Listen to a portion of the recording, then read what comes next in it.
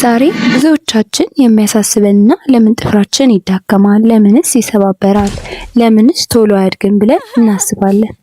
በቂ እርጥበት ስላላገኘ፣ የተለያዩ የቤት ውስጥ ማጽጃ ኬሚካሎች በመጋለጡ ወይም በሰውነታችን ውስጥ እንደ ባዮቲን እና አይረን ያሉ ጠቃሚ ማዕድናቶች፣ ቫይታሚኖች ሲቀንሱ፣ በተጨማሪ ጥፍርን እንደ መክፈቻ መሳሪያ መጠቀምና ሁልጊዜ ውሃ ውስጥ ማቆየት የጥፍርን ጥንካሬ በእጅጉ ያዳክመዋል። በዚህ ቪዲዮ እነዚህን ችግሮች እንዴት በቀላሉ መቅረፍ እንደምንችል በ12 መንገድ ይዤልሽ መጥቻለሁ። ይህን ቪዲዮ እስከ መጨረሻው ካየሽው በሙሉ እርግጠኝነት ጥፍርሽ ጠንካራ፣ ረጅምና ጤናማ ይሆንልሻል። አንደኛ፣ የወይራ ዘይት ማሸት። ጥፍራችሁን በየቀኑ ለ5 ደቂቃ በወይራ ዘይት ማሸት። ይህ ጥፍር ውስጥ ዘልቆ በመግባት ጥንካሬን ይሰጣል። ሁለተኛ፣ ነጭ ሽንኩርት። አንድ ፍንጭት ነጭ ሽንኩርት ለ2 ሰንጥቃችሁ ጥፍራችሁ ላይ እሹት። ነጭ ሽንኩርት ጥፍር እንዳይሰባበርና በፍጥነት እንዲያድግ ይረዳል። ሶስተኛ፣ ቪታሚን ኢ። ማታ ከመተኛታችሁ በፊት የቫይታሚን ኢ ዘይት ጥፍራችሁ ዙሪያ መቀባት የደም ዝውውርን ያፋጥናል። አራተኛ፣ የኮኮናት ዘይት። ለስላሳና ጤናማ ጥፍር እንዲኖራችሁ በኮኮናት ዘይት አዘውትራችሁ ማሸት። አምስተኛ፣ ውሃ ውስጥ አለማቆየት። እቃ ስታጥቡ ወይም ልብስ ስታጥቡ ጓንት ተጠቀሙ፣ ምክንያቱም ውሃ ጥፍርን ያዳክመዋል።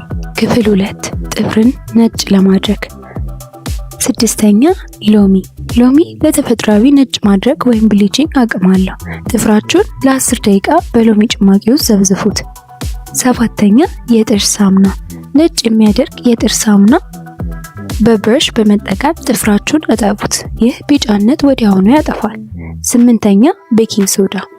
ቤኪንግ ሶዳ ከሎሚ ጋር በመቀላቀል ጥፍራችሁን ማሸት ንጹህና ነጭ እንዲሆን ያደርጋል። ክፍል 3፣ የአመጋገብ ጥንቃቄ መንገዶች። ዘጠነኛ፣ ባዮቲን ያላቸው ምግቦች እንደ እንቁላል፣ ለውዝ፣ አቮካዶ ያሉ ምግቦችን መመገብ ጥፍርን ከውስጥ ያጠነክራል። 10ኛ፣ ውሃ መጠጣት። ሰውነታችን ውሃ ካጣ ጥፍራችን ይደርቃል። ስለዚህ በቀን በቂ ውሃ ጠጡ። 11ኛ፣ ጥፍርን አለመንከስ። ይህ መጥፎ ልማድ ሲሆን ጥፍርን እንዳያድግና ቅርጹ እንዲበላሽ ያደርጋል። 12ኛ፣ የጥፍር ቀለም። ቀለም ከመቀባታችሁ በፊት መከላከያ ተጠቀሙ።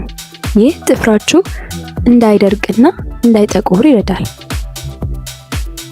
እነዚህ 12 ነጥቦች በተግባር ከሞከራችሁ በአጭር ጊዜ ውስጥ ለውጥ ታዩበታላችሁ። ቪዲዮን ከወደዳችሁት ላይክ አድርጉ። ጥያቄ ካላችሁ ኮሜንት ላይ ጻፉልኝ። በሚቀጥለው ቪዲዮ እስክንገናኝ ቸር ቆዩን።